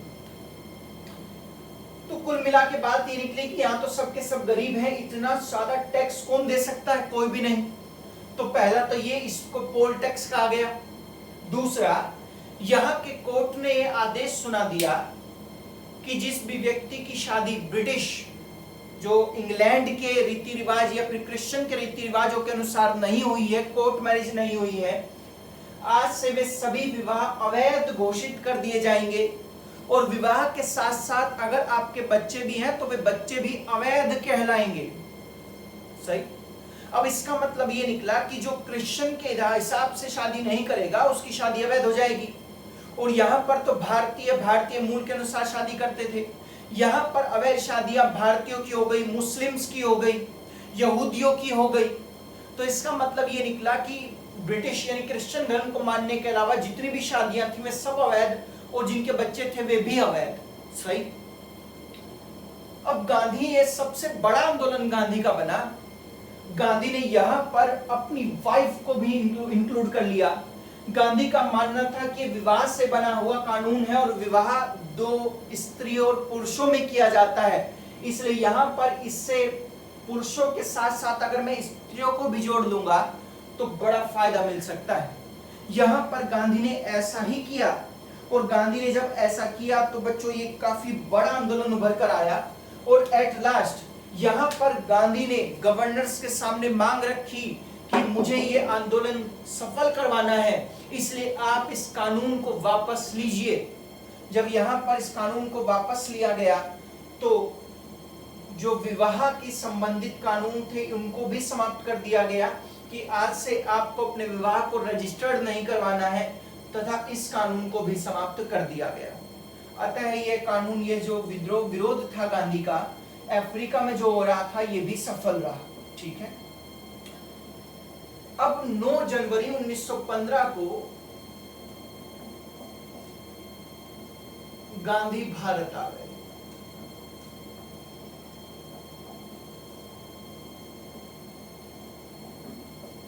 इसलिए आप 9 जनवरी 1915 को प्रवासी भारतीय दिवस मनाते होंगे, क्योंकि इस दिन गांधी जो है वो 9 जनवरी 1915 को अफ्रीका से वापस लौटकर भारत आए थे। अब 1915 में तो ये आए हैं, परंतु यहाँ पर इनका उद्देश्य बिल्कुल भी नहीं है कि हम लोग अभी कोई भी राजनीतिक क्रियाओं को शुरू करें, क्योंकि गांधी का मानना था कि अभी राजनीतिक क्रियाओं को शुरू करने का समय नहीं आया है, क्योंकि मुझे भारत के बारे में अभी सही प्रकार से नहीं पता है। ठीक है, इसलिए ये बाद में आगे चलकर कुछ आगे काम देखेंगे। खैर, क्योंकि मैं गांधी पढ़ा रहा हूं तो इसलिए मैं आप लोगों को कुछ बता देता हूं इनके बारे में जो थ्योरेटिकल है। गांधी के अगर स्पिरिचुअल टीचर यानी कि आध्यात्मिक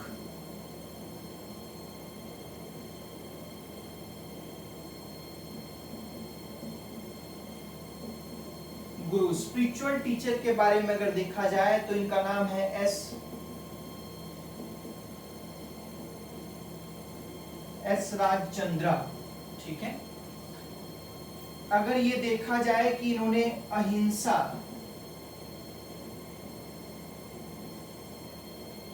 की नीति को कौन से धर्म के करीब माना जाता है तो जैन। इनकी जो अहिंसा की नीति है वो जैन धर्म के बेहद करीब मानी जाती है। ठीक है। यहां पर अगर पूछा जाए आपसे कि किताबें कौन कौन सी लिखी हैं तो अफ्रीका में इन्होंने एक किताब लिखी थी बच्चों, हिंद स्वराज। तो गांधी जी की किताब का नाम हो गया हिंद स्वराज, 1909 के आसपास लिखी थी। कहां पर लिखेंगे तो अफ्रीका में 1915 में, क्योंकि इंडिया है। फिर एक क्वेश्चन आप बड़ा इंपॉर्टेंट बनता है, न्यूज़पेपर। इन्होंने कौन कौन से प्रकाशन किया है न्यूज़पेपर्स का, तो आप लोगों को मैंने बताया था इंडियन ओपिनियन का प्रकाशन किया है अफ्रीका में ही, हरिजन और यंग इंडिया।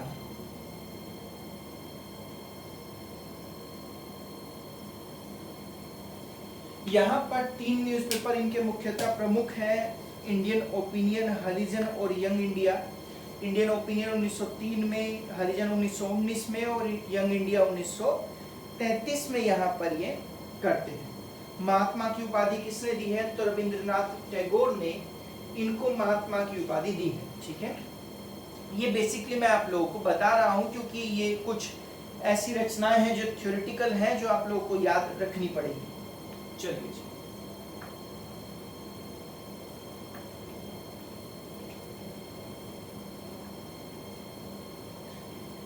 गांधी 9 जनवरी 1915 को भारत लौटे तथा उसके बाद इन्होंने अपने आंदोलन के कार्यक्रम को आगे बढ़ाया। सबसे पहले चंपारण आंदोलन 1917। देखिए क्या था। चंपारण की समस्या कोई नई समस्या नहीं थी। यहां पर देखा जाए तो राजकुमार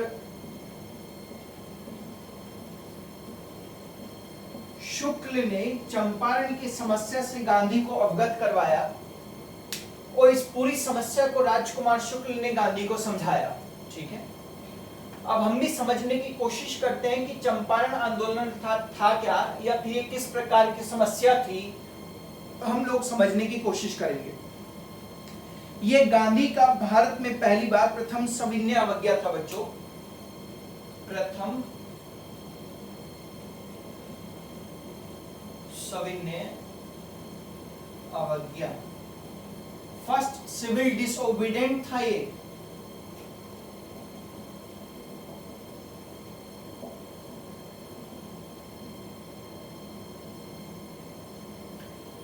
अब समझने की कोशिश करते हैं, सुनिए। चंपारण आप सभी जानते हो कि बिहार में है, ठीक है। यहां पर जब भी मैं कोई आपको आंदोलन समझाऊंगा तो आप लोग को याद रखना है, जो कितना भी बड़ा पेपर हो कितना भी छोटा पेपर हो आप लोगों का, आपको आंदोलन में से 6 क्वेश्चन निकालने हैं। कौन कौन से? आंदोलन कहां हुआ, पहला क्वेश्चन। आंदोलन कब हुआ, दूसरा क्वेश्चन। आंदोलन क्यों हुआ, तीसरा क्वेश्चन। आंदोलन में किसने भाग लिया, चौथा क्वेश्चन। ये तो गांधी जी के बारे में पढ़ा रहा हूं तो गांधी भाग लेंगे, ठीक है। इस आंदोलन में क्या क्या हुआ, ये क्वेश्चन। ये आंदोलन सफल हुआ या असफल हुआ, पांचवा क्वेश्चन। तथा इस आंदोलन के परिणाम क्या निकले, छठवां क्वेश्चन। सही। यहां पर अगर आप इन 6 क्वेश्चन पर ध्यान दोगे तो कोई भी बड़ा पेपर इन क्वेश्चनों से बाहर कभी जाता ही नहीं है। यानी जितने भी यहाँ पर पेपर है वो सब के सब इन्हीं आंदोलनों के इर्द गिर्द घूमते रहते हैं। तो चलिए समझने की कोशिश करते हैं कि है क्या बेसिकली। तो यहां पर अगर देखा जाए तो चंपारण की समस्या कोई नई समस्या नहीं थी। यहां पर एक कानून बनाया गया था जिसका नाम था 3 कठिया कानून।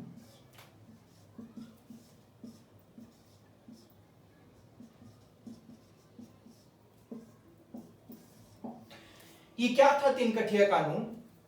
तो आप सभी जानते हो कि ब्रिटिश क्या करते थे, हमारे यहां से ही कपड़ा ले जाया करते थे, हमारे यहां से नील ले जाएंगे और उस कपड़े और नील को वे रंगीन करके भारत के बाजार में लाकर बेच दिया करते थे, ठीक है।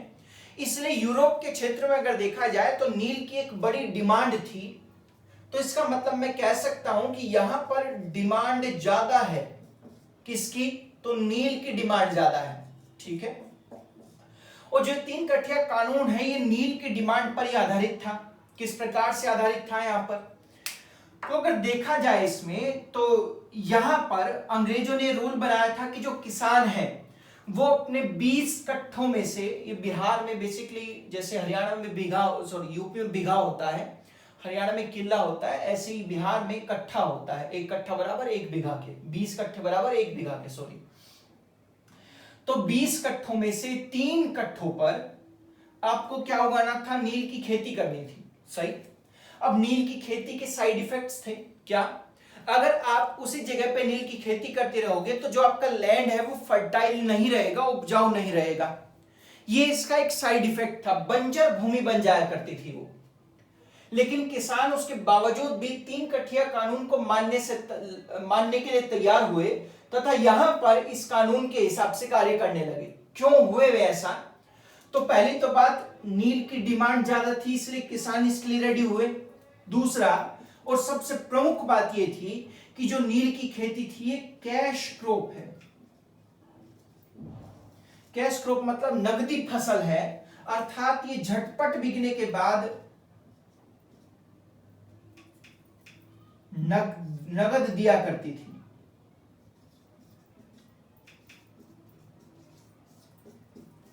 सही, कैश क्रॉप है, नगदी फसल है। तो यहां पर किसान रेडी क्यों हुए? एक तो डिमांड ज्यादा है, दूसरी ये नगदी फसल है, कैश क्रॉप है, सही। यहां तक सब कुछ सही चल रहा था, लेकिन उसी समय क्या हुआ, जर्मनी ने आर्टिफिशियल रंग बना लिए। अब जब जर्मनी आर्टिफिशियल कलर बना लेगा तो इसका मतलब यह रहा कि जर्मनी के आर्टिफिशियल कलर बनाने के बाद यहां पर यूरोप वासी या तो यहां आएंगे या फिर जर्मनी जाएंगे, सही। अब 2 तरह के कलर्स में आपस में कंपटीशन हो गया। एक तो भारत के कलर थे नील वाला और एक जर्मनी के आर्टिफिशियल कलर थे। और जो जर्मनी के आर्टिफिशियल कलर थे ये फैक्ट्रियों में बनाए जाते थे, प्रोडक्शन हैवी किया जाता था इनका। अब जरा मुझे आंसर देना आप लोग, यहां पर फैक्ट्री में बनाए जाएंगे जर्मनी के कलर, भारत के कलर खेतों में उगाए जाते थे, नील जो है। तो प्रोडक्शन किसका ज्यादा होगा? जर्मनी के रंगों का ज्यादा होगा। जिसका प्रोडक्शन ज्यादा होगा, टाइम कम लगेगा तो सस्ता होगा। अर्थात पहली बात मैं ये कह सकता था, क्या कह सकता हूं मैं पहली बात, कि जर्मनी के रंग भारत के रंगों से सस्ते थे।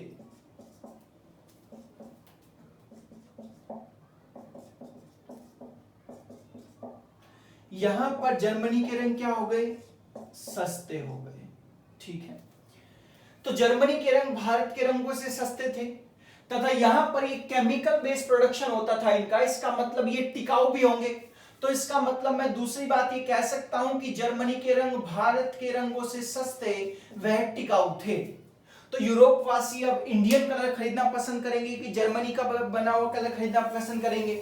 तो भैया यहां पर यूरोप वासियों ने जर्मनी के कलर को खरीदना पसंद कर दिया। इसलिए यहां पर आज से जो पहला कारण था कि डिमांड ज्यादा थी नील की, अब डिमांड क्या हो गई? एकदम से बहुत तेजी से गिर गई। सही। अब यहां पर कैश क्रॉप जो था, जब डिमांड ही नहीं रहेगी तो कैश क्रॉप किस बात का? इसलिए यहां पर ये कैश क्रॉप का भी कोई फायदा नहीं हुआ। ठीक है, अब किसान यहां पर मजबूर होने लगे कि भैया जब नील की खेती की आवश्यकता ही नहीं है, जब नील बिक ही नहीं रहा है, तो हम नील की खेती करें क्यों? सही बात थी इनकी भी, किसानों की भी। लेकिन यहां पर अंग्रेजों ने इसका फायदा उठाया और अंग्रेजों ने क्या काम किया? इनको लागू करते रहे बार बार, तथा साथ ही साथ में किसानों को कहा गया कि अगर आपको 3 कठिया कानून को समाप्त करवाना है अपने खेत में से, तो हमको पहले पैसा दो। सही, उसके बाद ही हम आपको क्या करेंगे? 3 कठिया कानून को समाप्त करेंगे। ऐसा यहां पर क्या दिया गया। अब अगर गांधी जी के बारे में देखा जाए तो 1917 में यहां पर राजकुमार शुक्ल के एडवाइस से गांधी 1917 में यहां पर आए, तथा 1917 में आकर जब ये पहुंचे तो हजारों की भीड़ इनका स्टेशन पर इंतजार कर रही थी। उसी समय वहां पर एक ब्रिटिश अधिकारी भी था। इस ब्रिटिश अधिकारी ने गांधी को कहा कि आप जिस ट्रेन से आए हैं उसी ट्रेन से वापस चले जाएं, अन्यथा अगर आपने यहाँ पर कोई भी उत्पाद किया तो मैं आपको गिरफ्तार करने के लिए पूर्णतः स्वतंत्र हूं। तो यहाँ पर गांधी, अच्छा मैंने इसको सविनय अवज्ञा, सिविल डिसओबीडिएंट क्यों लिखा है? गांधी यहाँ पर इस बात का आंसर देते हुए कहते हैं कि मैं इस आंदोलन को आगे चलाऊंगा और अगर तुम मुझे कोई भी सजा दोगे तो मैं इस सजा को भुगतने के लिए तैयार हूं, परंतु आपकी बात नहीं मानूंगा। ये देखो, सिविल डिसओबीडिएंट हो गया, अवज्ञा हो गई है अंग्रेजों के रूल की। सही। यहां पर गांधी का पहला सिविल डिसओबीडिएंट क्या था? तो चंपारण आंदोलन था। यहां पर गांधी ने इस बात को मानने से इनकार कर दिया। अब गांधी की बात को झटपट क्यों मान लिया जा रहा है? जरा ध्यान से सुनना आप लोग। अगर आप लोग एसडीएम बन गए या डीएम बन गए तो आप लोगों का रिकॉर्ड चेक किया जाता है। आपके प्रमोशन आपके रिकॉर्ड पर आधारित होते हैं। सपोज कीजिए आप किसी जिले के डीएम हैं या एसडीएम हैं और आपके जिले में हिंसक झड़पें होती हो, अशांति का माहौल रहता हो, बार बार सांप्रदायिक दंगे होते हो, तो आपका रिकॉर्ड खराब हो जाएगा तथा आपके प्रमोशंस में दिक्कत आएगी। यहां पर जो गवर्नर था, क्योंकि इनको पता था कि अभी अभी गांधी अफ्रीका में धूम मचा कर आए हैं, इसलिए यहाँ का जो गवर्नर था उसने कहा कि अगर गांधी यहाँ पर भी कुछ ऐसा कर गया तो मेरे प्रमोशन में दिक्कत आ जाएगी। इसलिए यहाँ पर इस बात को स्वीकार कर लिया गया कि गांधी जी हम इन सब को करने के लिए तैयार हैं। यहाँ पर 3 कठिया कानून को समाप्त किया गया तथा 3 कठिया कानून को समाप्त करने के साथ साथ जो 25% है, जो किसानों से ली गई राशि थी उसका 25% किसानों को वापस किया गया।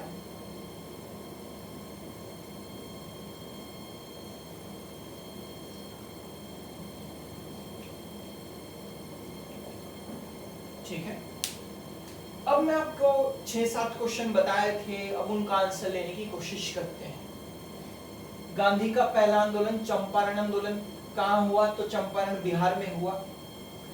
इसे क्या कहते हैं? तो प्रथम सविनय अवज्ञा आंदोलन, first civil disobedient movement of Gandhi कहते हैं। कब हुआ? तो 1917 में हुआ। क्यों हुआ? तो 3 कठिया कानून के कारण हुआ।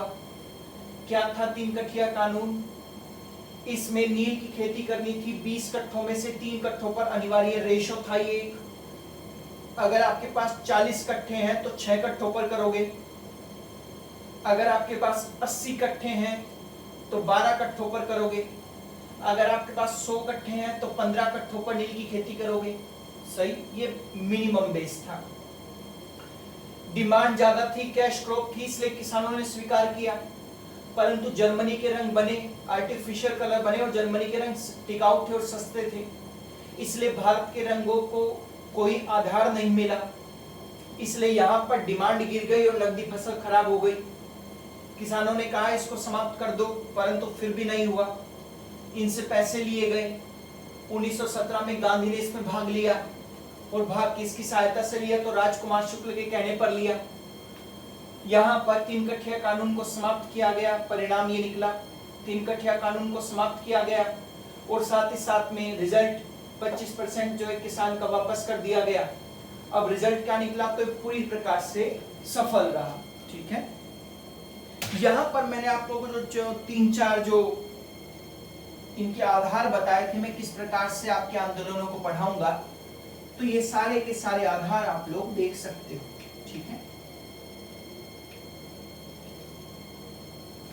आ गया ये दूसरा। चंपारण के बाद आता है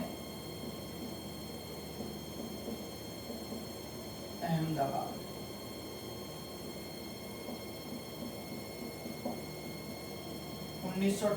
मार्च 1918 में।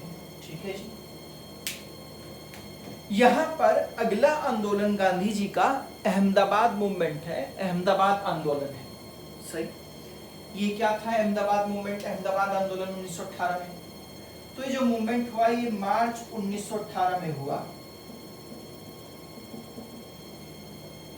बेसिकली ये था क्या कि यहाँ पर जो जब भी कभी कोई बीमारी फैलती थी तो यहाँ के जो मिल मालिक है वो अपने वर्कर्स को जो है बोनस दिया करते थे ताकि वे अपनी इस बीमारी से लड़ सके और उनकी आर्थिक स्थिति खराब न हो। परंतु आप देख रहे होंगे 1918 का जो दौर है उस समय विश्व युद्ध चल रहा है, प्रथम विश्व युद्ध, तो जिस कारण यहाँ पर मंदी थी और मंदी के कारण मिल मालिक भी बड़े परेशान थे। इसलिए यहाँ पर मिल मालिकों ने कहा था कि हम आपको इस बार बोनस देंगे तो, लेकिन बोनस कितना देंगे, केवल 20% बोनस देंगे। तो इसका मतलब बोनस के लिए 2 मांग उठी, एक तो मालिक की मांग उठेगी, मिल मालिक, और दूसरा मजदूर की मांग उठेगी। तो मिल मालिक कहते हैं कि हम आपको बोनस तो देंगे परंतु कितना देंगे, 20% दे पाएंगे। लेकिन मजदूर कहता है कि हम भी आपकी हालत को समझते हैं, लेकिन हाँ 50% बोनस तो चाहिए ही चाहिए हमको। अब ये बीमारी कौन सी थी जो यहाँ पर फैल गई थी, तो अहमदाबाद आंदोलन शुरू हुआ तो प्लेग की बीमारी के कारण, और प्लेग जब यहाँ पर फैल गया था तो क्या मांगा जा रहा था, बोनस मांगा जा रहा था। ठीक है, प्लेग के लिए बोनस के कारण ये अहमदाबाद आंदोलन शुरू हुआ और मिल मालिक कह रहे थे कि हम 20% बोनस देने के लिए तैयार है, परंतु मजदूर कह रहे थे कि हम 50% बोनस लेकर रहेंगे। अब 1918 में यहाँ पर गांधी ने भाग लिया, तथा जब यहाँ पर गांधी ने भाग लिया 1918 में, तो मजदूरों को कहा कि आप लोग क्या कीजिए, आप लोग यहाँ पर भूख हड़ताल कर दीजिए। सही, इसका मतलब ये क्या था, तो प्रथम भूख हड़ताल, हंगर स्ट्राइक।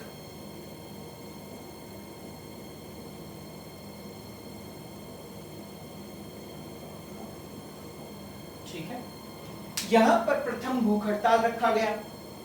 इसमें सबसे बड़ी बात ये रही कि गांधी ने भी इसमें हिस्सा लिया सीधा सीधा, और गांधी भी इसमें पहली बार भूख हड़ताल पर बैठ गए। सही, अब आप लोग देख पा रहे होंगे कि यहाँ पर गांधी को अरेस्ट नहीं किया गया, लेकिन यहाँ पर गांधी ना ही यहाँ पर भूख हड़ताल पर बैठे, परंतु यहाँ पर गांधी को क्या किया गया, भूख हड़ताल पर बिठा दिया गया, वे बैठ गए। सही, तो आपसे पूछा जाएगा ऐसा कौन सा आंदोलन था जिसमें गांधी प्रथम बार भूख हड़ताल पर बैठे, तो अहमदाबाद आंदोलन ऐसा आंदोलन था जिसमें गांधी प्रथम बार भूख हड़ताल पर बैठे थे। सही है जी। अब यहाँ पर एक और झटका ये लगा कि जो अनुसुईया बेन है, ये अनुसुईया बेन कौन थी, तो जो अनुसुईया बेन है ये अंबालाल की बहन थी। ठीक है। और अंबालाल कौन है, तो ये गांधी जी के लंगोटिया यार थे।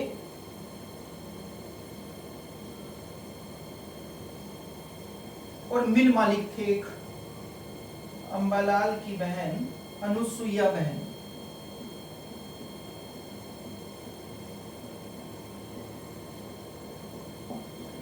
अनुसुईया बहन ने गांधी का इसमें साथ दिया और अंबालाल एक मिल मालिक है, परंतु उसकी जो बहन है वो गांधी के साथ आकर बैठ गई, अर्थात मजदूरों के साथ चली गई, इसलिए इनका मोरल पूरी तरह से डाउन हो गया अंबालाल का। तो यहाँ पर इन्होंने गांधी को बुलाया, क्योंकि गांधी के लंगोटिया यार थे, तो इसलिए यहाँ पर गांधी को बुलाया गया और कहा गया कि कोई बीच का रास्ता निकाला जा सकता है तो निकाल लीजिए। अब यहाँ पर गांधी जी के साथ बीच का रास्ता निकालेंगे। मिल मालिकों को यहाँ पर गांधी ने 35% तथा मजदूरों को 35% बोनस लेने के लिए मना दिया। तो बच्चों यहाँ पर मिल मालिक देना चाहते थे 20%, लेकिन अब कितना देंगे, तो 35% बोनस देंगे। मजदूर भी लेना चाहते थे 50%, लेकिन कितना लेंगे, अब 35% बोनस लेंगे। तो यहाँ पर यह आंदोलन भी सफल हो गया। तो आइए क्वेश्चनों पर ध्यान देते हैं। कहाँ हुआ, तो गुजरात अहमदाबाद। कब हुआ, 1918 में हुआ, मार्च 1918 में। क्यों हुआ, तो प्लेग बीमारी फैलने के कारण, बोनस की मांग के कारण हुआ। क्या थी मांग, बोनस में 20% मालिक देना चाहता था, परंतु मजदूर 50% मांग रहा था। किसने भाग लिया, तो अनुसुईया बहन, गांधी ने भाग लिया। प्रथम बार गांधी ने भूख हड़ताल पर की। परिणाम क्या निकला, तो 35% मजदूर बोनस लेने तथा 35% मालिक बोनस देने के लिए तैयार हुए। सही। यहाँ पर यह आंदोलन पूरी तरह से सफल हुआ। इसी आंदोलन का नाम, खैर स्थानीय आंदोलन है, छोटे छोटे आंदोलन है, इसी आंदोलन का नाम क्या पड़ा, तो अहमदाबाद मूवमेंट, अहमदाबाद आंदोलन 1918 पड़ा।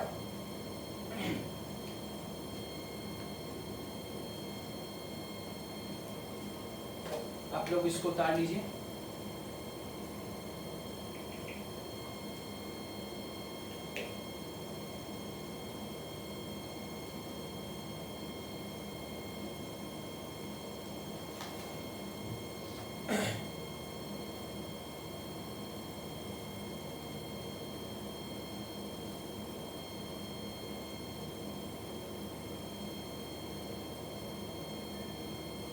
चलिए जी देखिए आगे।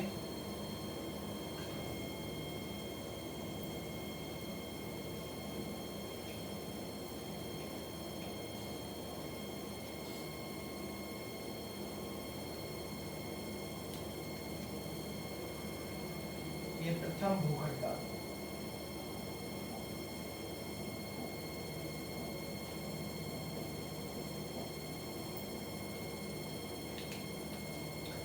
अब हुआ खेड़ा सत्याग्रह।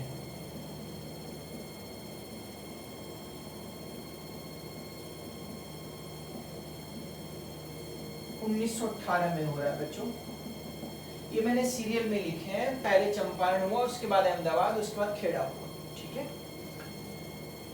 यहाँ पर हुआ क्या, खेड़ा सत्याग्रह बड़ा छोटा सा है, आप लोग पाओगे तो बेसिकली आप लोगों ने एक मूवी देखी होगी और उस मूवी का नाम है सूर्यवंशम। तो सूर्यवंशम में एक डायलॉग आता है कि मैं तालुका के बदले, जब वो हीरा ठाकुर जाता है अपनी बहुरानी से मिलने के लिए, जब वो कलेक्ट्रेट बन गई होती है, तो वो उससे कहता है कि हमारे तालुका को पानी की आवश्यकता है, तो वो कहती है कि तालुका के बदले हम पानी कैसे छोड़ दें। तो बेसिकली खेड़ा क्या था, तो तालुका है ये, और ये तालुका किसके अंडर में आती है, तो अहमदाबाद में अंदर में आती है, अर्थात ये जिला है या फिर तालुका है, सॉरी, और ये तालुका गुजरात में है।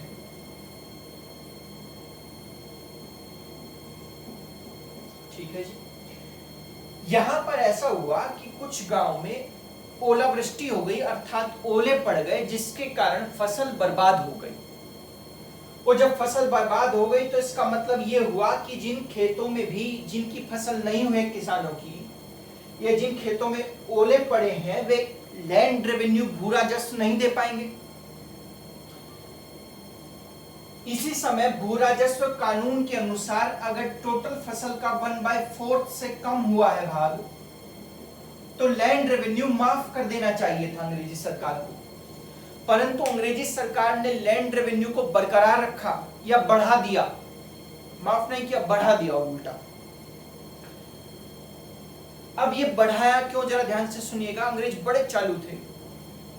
यहां पर अंग्रेज सोचते क्या है, किस प्रकार से सोचते हैं आपको पता चलेगा कि अगर लैंड रेवेन्यू को बढ़ा दिया जाएगा तो मांग शिफ्ट हो जाएगी। कैसे? सपोज करो मेरी फसल बर्बाद हो गई है, तो मैं अब आंदोलन करूंगा या मांग उठाऊंगा कि मेरा भू राजस्व माफ कर दिया जाए कि फसल बर्बाद हो गई है, ठीक है। लेकिन अगर मैंने उसी समय लैंड रेवेन्यू को इंक्रीज कर दिया तो मेरी मांग शिफ्ट हो जाएगी कि लैंड रेवेन्यू कम कर दिया जाए। अब देखिए, पहले मैं कह रहा था कि लैंड रेवेन्यू में दे ही नहीं पाऊंगा, अब मैं कह रहा हूं कम कर दिया जाए। इसका मतलब अंग्रेजों को कुछ ना कुछ तो लैंड रेवेन्यू मिलेगा। भाई 100 रुपए इनकम ना हुई तो 20 रुपए होगी, लेकिन इनकम तो होगी, है ना। यही यहां पर ये सोच रहे थे। यहां पर गांधी भाग लेते हैं तथा गांधी के भाग लेने के बाद इसमें रिजल्ट ये निकलता है कि अंग्रेज इस बात को मानने के लिए तैयार हो जाते हैं कि जिस व्यक्ति की खेत में फसल बर्बाद हुई है उन गांवों का हम लोग लैंड रेवेन्यू पूरी तरह से माफ कर देंगे, परंतु 1 साल के लिए माफ करेंगे। कितने साल के लिए माफ हुआ? 1 साल के लिए माफ हुआ। और साथ ही साथ में जिन गांवों में ओलावृष्टि नहीं हुई थी, जिनकी फसल बर्बाद नहीं है, उन गांवों से हम उतना ही टैक्स वसूल करेंगे, ठीक है बच्चों। लेकिन यहाँ पर जिनकी फसल बर्बाद हुई थी उनके लिए खुशखबरी आई कि उनका लैंड रेवेन्यू भू राजस्व माफ कर दिया गया। इसका मतलब ये निकला कि गांधी ने चंपारण, अहमदाबाद और खेड़ा आंदोलन शुरुआत की, भाग लिए। भले ही स्थानीय आंदोलन थे, परंतु गांधी ने इसमें बढ़ चढ़कर भाग लिया और इनको सफलता की ओर लेकर चले गए, ठीक है। तो यहां पर मैं गांधी के 3 आंदोलन तक अभी आपको रोकता हूं। उसके बाद में रोलेट सत्याग्रह, जलियांवाला बाग हत्याकांड, फिर उसके बाद गांधी को नेशनल स्तर पर, राष्ट्रीय स्तर पर हम लोग लेकर चलेंगे। तो आज के लिए बच्चों इतना ही। Thank you class, have a nice day. अगली क्लास में हम लोग फिर मिलेंगे एक नए टॉपिक के साथ।